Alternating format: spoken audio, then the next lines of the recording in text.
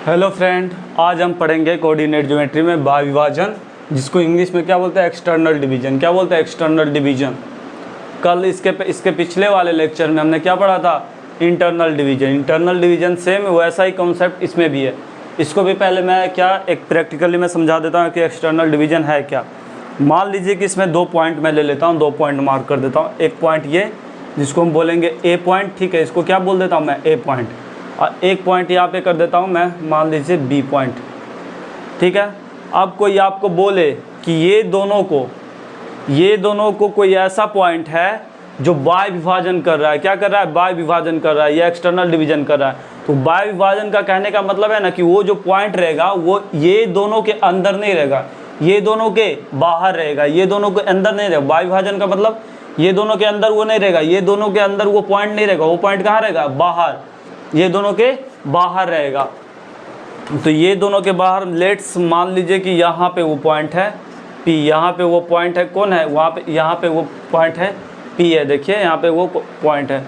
अब यहाँ पे वो पॉइंट है, मान लीजिए वो कह दिया आपको कि P जो है ऐसा पॉइंट है जो ये दोनों को बाह्य विभाजन कर रहा है, जिसमें से A को वो A और B को 3:1 में बांट रहा है। यानी इसको कहने का मतलब है कि A से P का जो डिस्टेंस है, मतलब एक मैं ऐसे समझा रहा हूँ, A से और P का जो डिस्टेंस है कितना, 3 है। ऐसे आप ओरिजिनली डिस्टेंस मत समझिएगा, समझाने के लिए मैं डिस्टेंस वर्ड ले रहा हूँ, ठीक है ना। तो A से P का जो डिस्टेंस है वो 3 है। अब B से जो P का डिस्टेंस है वो कितना है, 1 है। A से P का डिस्टेंस जो है कितना, 3 है, और B से P का डिस्टेंस कितना है, 1 है। यही कह रहा है कि P एक ऐसा पॉइंट है, जो A B को बाह्य विभाजन कर रहा है। तो P कहाँ रहेगा, ये दोनों के अंदर नहीं रहेगा। अंदर रहेगा तो क्या हो जाएगा, आंतरिक विभाजन हो जाएगा। क्या हो जाएगा, आंतरिक विभाजन। ये दोनों के वो पॉइंट कहाँ रहेगा, बाहर रहेगा। तो ये P एक ऐसा पॉइंट है जो A और B को m/n में बांट रहा है। m का मान यहाँ पे हम दे दिए 3 और n का मान यहाँ पे क्या दे दिए, 1, ठीक है। अब इसके फार्मूला से हम चलते हैं, ठीक है ना। इसका फार्मूला में ज़्यादा कोई डिफरेंस नहीं होगा। देखिए यहाँ पे जहाँ पे आपको प्लस दिख रहा है, यहाँ पे क्या हो जाएगा, माइनस हो जाएगा। क्या हो जाएगा, माइनस हो जाएगा। यहाँ भी आपको प्लस दिख रहा है, यहाँ पे क्या हो जाएगा, माइनस हो जाएगा, ठीक है। और बाकी आपका जो है, एक तो मैं यहाँ भी आपका क्या हो जाएगा, यहाँ भी माइनस हो जाएगा, और यहाँ भी आपका क्या हो जाएगा, माइनस हो जाएगा, ठीक है। तो जहाँ वहाँ पे प्लस था एक्सटर्नल डिवीजन में, यहाँ पे क्या आ जाएगा, माइनस हो जाएगा, ठीक है। ये चीज़ आपको ध्यान रखना है। इसीलिए ना मैंने बोला था कि वो 4 फार्मूला, 2 फार्मूला यहाँ, 2 फार्मूला इंटरनल डिवीजन में, उसमें से आप एक फार्मूला भी अगर याद कर लेते हैं तो आप आराम से सब बना सकते हैं। एक्सटर्नल डिवीजन में आपको क्या करना है, जहाँ भी प्लस था वहाँ पर क्या कर देना, माइनस कर देना है। और इंटरनल डिवीजन में जहाँ माइनस है वहाँ पे क्या कर देना है, प्लस कर देना है। और बाकी सब सेम वैसा ही रहेगा, ठीक है। चलिए चलते हैं, मैं आगे देखते हैं। तो इसको ऐसे समझते हैं। मैं उस लकड़ी पे ऐसे बनाया था कुछ पॉइंट, एक A यहाँ पे ले लिया था पॉइंट, ठीक है, A, और एक यहाँ पे ले लिया था B पॉइंट। उसने बोला कि A B को, P एक ऐसा पॉइंट है, लेट्स मान लीजिए कि P यहाँ पे है। P कहाँ पे है, यहाँ। P एक ऐसा पॉइंट है जो A B को एक्सटर्नली 3:2 में बांट रहा है। 3 बाह्य विभाजन में कितना रेशियो, कितना बांट रहा है, 3:2 नहीं, 3:1 ही रहने देते हैं।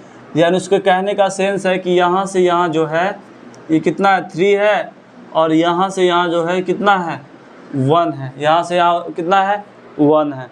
अब आप ऐसे नहीं मत करिए कि A से B जो है वो 2 है। ये मैं अभी डिस्टेंस का बात नहीं है, डिस्टेंस में ले करके मैं इसको क्या कर रहा हूँ, समझाने का कोशिश कर रहा हूँ, ठीक है। तो वो कह दिया कि A और B को P एक ऐसा मतलब बाह्य विभाजन कर रहा है जो A और B को 3:1 में बांट रहा है। तो उसका कहने का सेंस है A से P 3 और B से P कितना, 1। अब इस पे मैं क्वेश्चन कर लेता हूँ। क्वेश्चन अगर आपको कर दिया जाए ऐसे कि P एक ऐसा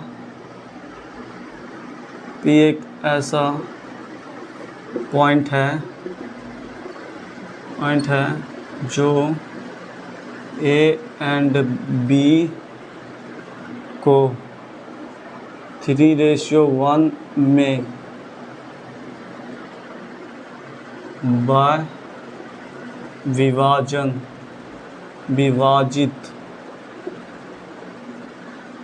कर रहा है तो P का निर्देशांक बताइए। P का निर्देशांक x, y। P का निर्देशांक बताने हैं। निर्देशांक को हमेशा कैसे लिखते हैं? x, y में। तो P का निर्देशांक इसीलिए हम क्या लिख दें? x, y।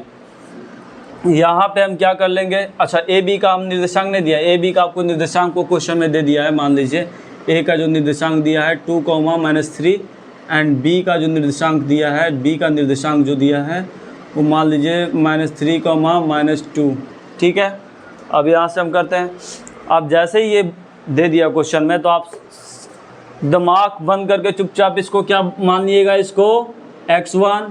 ठीक है, इसको क्या मानिएगा? इसको x2 बोल रहे हैं, y1।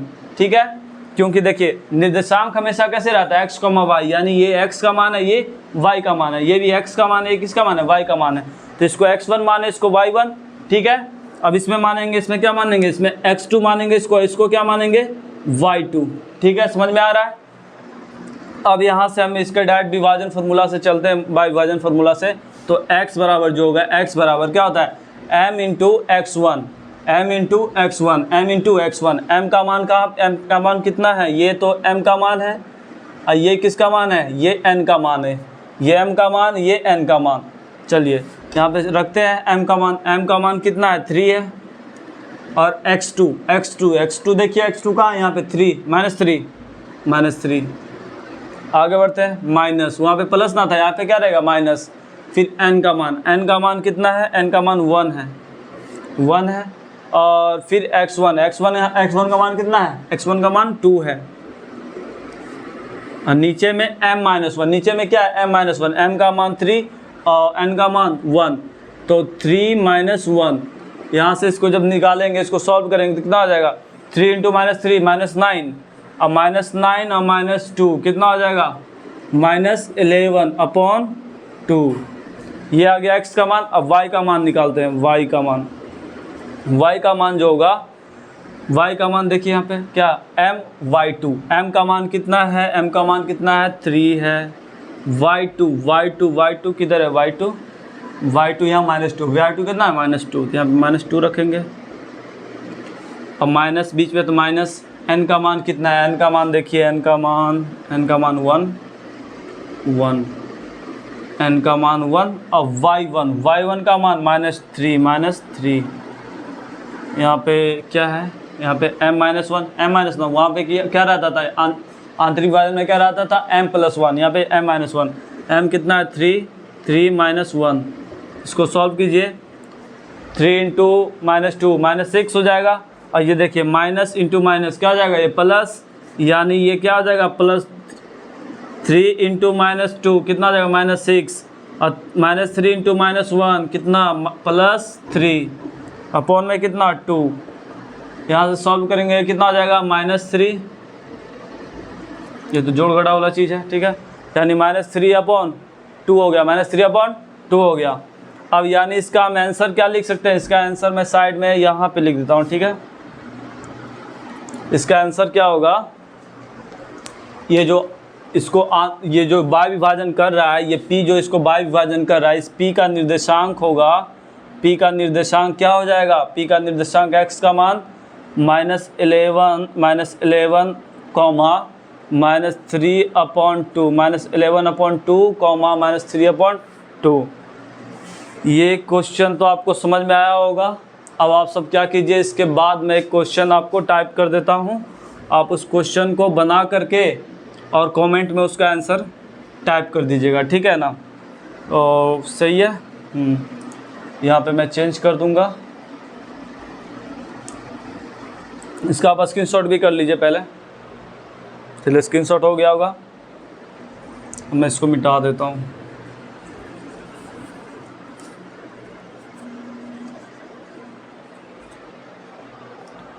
चलिए यहाँ पे रखता हूँ। चलिए 5:1 रखता हूँ। ठीक है, यहाँ पे रखता हूँ 3, -2। यहाँ पे रखता हूँ -5, -5। ठीक है, चलिए क्वेश्चन आप नोट डाउन कर लीजिए और इसका आंसर आप कमेंट में टाइप कर दीजिएगा। ठीक है, बाकी अगले क्लास में इसको मैं सॉल्व कर दूंगा। चलिए ये टॉपिक भी आपको आई होप समझ में आया होगा। एंड ऐसे ही लेक्चर आप इसमें बहुत सारे हैं जो आप देखते रहिए एंड लाइक एंड सब्सक्राइब करते रहिए। और आप क्या कीजिए, ऐसा जिनको भी वीडियो देखना है, जैसे आपके भाई बहन जो भी है 10th में है, जो भी 10th का तैयारी कर रहे हैं, या तो उनको टीचर अच्छे नहीं मिल रहे हैं या तो बहुत सारा फीस दे करके इधर उधर भटक रहे हैं, तो उनको क्या ये मेरा जो वीडियो लेक्चर है ये शेयर कीजिए ताकि वो अच्छे से पढ़ सके। ठीक है, चलिए आई होप समझ में आया होगा ये लेक्चर। इसके बाद जो मैं लाऊंगा ये तो हो गया बाय विभाजन हो गया, और इसमें एरिया बेस्ड क्वेश्चन जो सबसे ज़्यादा पूछे जाते हैं, एरिया बेस्ड क्वेश्चन। इसके बाद जो आएगा, इसके बाद कौन सा टॉपिक रहेगा, एरिया बेस्ड क्वेश्चन। ठीक है ना, और ये तो चलिए ठीक है, thank you for watching my video.